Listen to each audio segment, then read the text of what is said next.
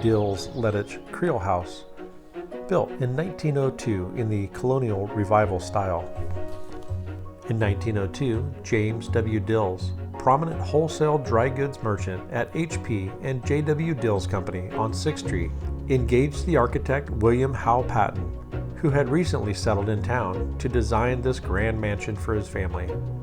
Dills, his wife Eva, and children James and Nellie only lived here a few years, and by 1907 the house was the property of Dr. Albert H. Kunst. 3 generations of the Kunst family lived here for 75 years. Dr. Kunst had been superintendent of the state hospital at Weston and was married to the sister of Senator J. N. Camden. At his death in 1923, Kunst left the house to his son J. Camden Kunst, who lived here with his wife Geraldine and their 2 daughters.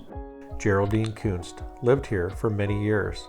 Then her daughter, Geraldine Jerry Kunst Hayes, and her family lived here until her death in the 1980s. The other Kunst daughter, Mary Bell, was married to longtime West Virginia University football coach Art Pappy Lewis. The house features 4 grand and imposing columns and entrance door with leaded glass.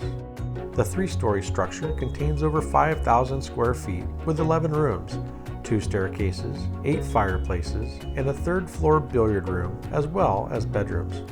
The dining room and den have beautifully crafted built-ins and ornate cornice moldings. The entrance foyer contains a fireplace and opens to a grand staircase. 1 bath contains the original clawfoot tub, and 2 other baths have the original marble sinks. The most recent owners installed a modernized kitchen.